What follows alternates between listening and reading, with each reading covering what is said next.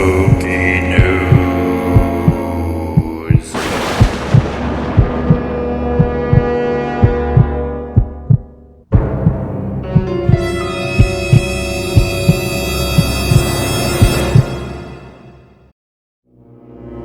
Anesthetic Prowler on the loose?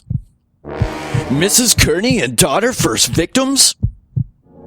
The mad gasser struck Labor Day weekend of 1944, leading a 2-week spree of terror.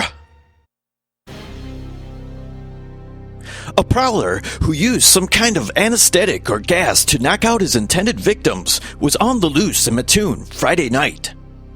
Mrs. Kearney told the following story. It was shortly after 11 o'clock Friday night when I went to bed, taking with me my daughter Dorothy. My sister Martha Reddy was in the living room of the home. I first noticed a sickening, sweet odor in the bedroom, but at the time thought it might be from flowers outside the window. However, the odor grew stronger and I began to feel a paralysis of my legs and lower body. I grew frightened and screamed for Martha. She came into the bedroom, to which the door had been closed, and asked me what was the matter. I told her of the sensation I had, but I was unable then to move from bed. She at once noticed the odor, which seemed to come in an open window. She summoned a next-door neighbor, who called the police. The prowler returned to the house about 12:30 a.m. and was seen at the bedroom window again by Mr. Kearney, a taxicab driver, as he came home after word had been sent to him concerning the earlier events. Mr. Kearney said as he arrived in front of the house, he saw a man at the window.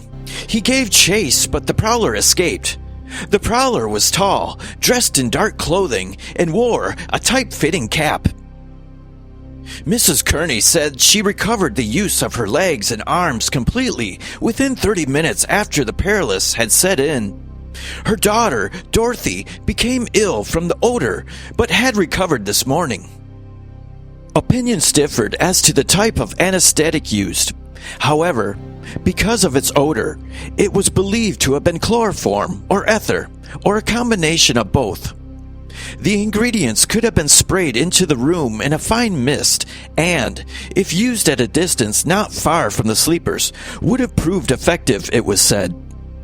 Both chloroform and ether would have accounted for the parched throat and mouth burns of Mrs. Kearney, as well as the sickness which her daughter suffered afterward.